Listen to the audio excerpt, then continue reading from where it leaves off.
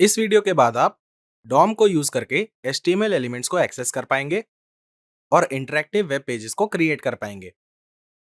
पिछली वीडियो में हमने ये डिस्कस किया था कि ऑब्जेक्ट में कुछ प्री डिफाइंड मेथड्स और प्रॉपर्टीज होती हैं जिसे हम फर्दर कॉरेस्पॉन्डिंग HTML एलिमेंट्स में चेंजेस करने के लिए या फिर यूजर एक्शन को कैप्चर करने के लिए यूज कर सकते हैं। हम मेथड्स को ऑलरेडी कवर कर चुके हैं, तो चलिए अब प्रॉपर्टीज को डिस्कस करते हैं। पहली है इनर HTML प्रॉपर्टी। ये हमें एलिमेंट के कंटेंट को फेच करने में हेल्प करती है। Let us understand how it works. Let say हमारे पास ये कोड है जहां हमने EL नोड ऑब्जेक्ट को इनिशियलाइज किया है जो उस पैराग्राफ को रिप्रेजेंट कर रहा है जिसकी आईडी ABC के इक्वल है। तो इस प्रॉपर्टी को यूज करने के लिए इसके एकदम नीचे हम इस लाइन ऑफ कोड को ऐड करेंगे। तो इनर HTML प्रॉपर्टी एलिमेंट के कंटेंट को फेच करता है। चलिए आउटपुट को चेक करते हैं। तो यहाँ पर el.innerHTML पैराग्राफ के कंटेंट को फेच कर रहा है और हम उसे अलर्ट बॉक्स को यूज करके स्क्रीन पर डिस्प्ले कर रहे हैं। हम इस प्रॉपर्टी को एलिमेंट के कंटेंट को चेंज करने के लिए भी यूज कर सकते हैं और ये करने के लिए हमें कोड की इस लाइन को ऐड करना होगा। चलिए आउटपुट को चेक करते हैं। एक बार जब हम ओके बटन पर क्लिक करेंगे तो कोड की नेक्स्ट लाइन एग्जीक्यूट हो जाएगी। यहाँ पर हम पैराग्राफ एलिमेंट के कंटेंट को चेंज कर रहे हैं और आप देख सकते हैं कि ये this is some new content में चेंज हो गया है।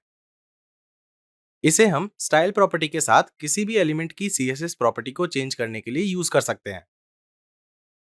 बस हमें ये इंश्योर करना है कि स्टाइल प्रॉपर्टी के बाद स्पेसिफिक CSS प्रॉपर्टी होनी चाहिए, जैसे कलर, बैकग्राउंड कलर या फिर फॉन्ट साइज।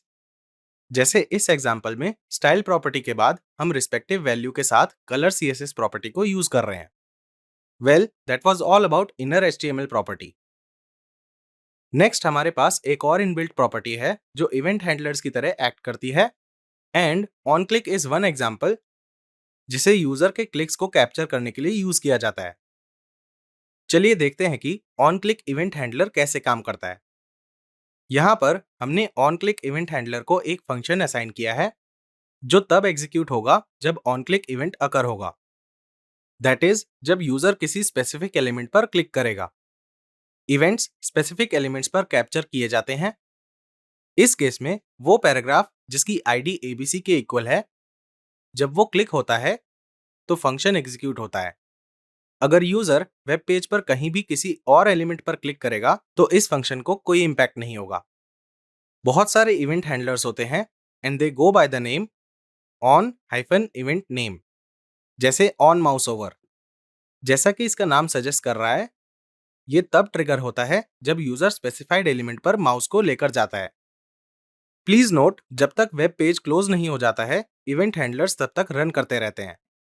अगर वेब पेज को ओपन रखें और यूजर कुछ घंटे बाद एलिमेंट को क्लिक करे तो फंक्शन फिर भी एग्जीक्यूट होगा, और अगर पैराग्राफ कभी क्लिक नहीं होगा तो फंक्शन कभी एग्जीक्यूट नहीं होगा।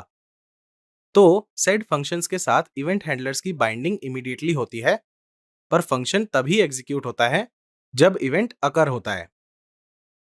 अभी तक इस वीडियो में हमने इनर HTML प्रॉपर्टी को और ऑन क्लिक इवेंट हैंडलर को पढ़ा।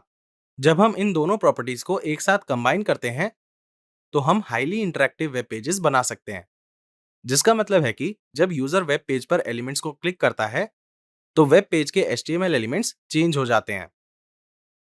Let us see how. तो यहाँ पर जब यूजर उस पैराग्राफ पर क्लिक करेगा जिसकी आईडी ABC के इक्वल है, तो हम यहाँ उस फंक्शन को कॉल करेंगे जो पैराग्राफ के कंटेंट को और उसके कलर को रेड में चेंज करेगा। चलिए आउटपुट को चेक करते हैं। तो अभी हम this is a paragraph content को देख सकते हैं।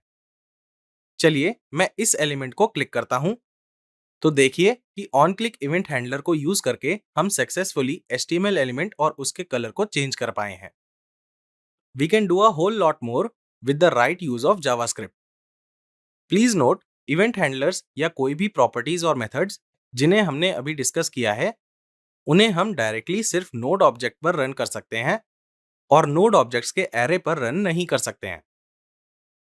तो जब हम एलिमेंट्स को क्लास नेम या टैग नेम से फेच करते हैं तो हमें नोड ऑब्जेक्ट्स का एरे मिलता है।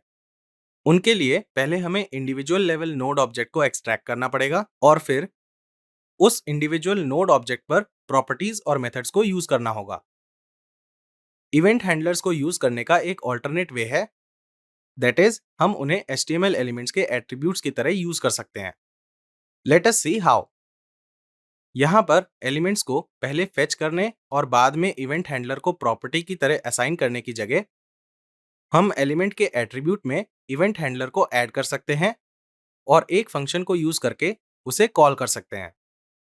और इस इवेंट की अकरेंस पर हमें जिस भी कोड को एग्जीक्यूट करना हो उसे हम इस फंक्शन के अंदर लिख सकते हैं। प्लीज नोट, जावास्क्रिप्ट को यूज करके हम वेब पेज पर जो भी चेंजेस करते हैं वो टेम्परेरी होते हैं, क्योंकि ये चेंजेस वेब पेज के रेंडर हो जाने के बाद सिर्फ ब्राउजर लेवल पर होते हैं। जब भी हम वेब पेज को रिफ्रेश करेंगे तो सब कुछ वापस पहले जैसा हो जाएगा, क्योंकि एक न्यू रिक्वेस्ट इनिशिएट होगी और वेब पेज दोबारा फेच होगा। Well, that was all about object properties and how we can create interactive web pages using JavaScript. Hope you enjoyed watching this video. Up next is a quiz. All the best!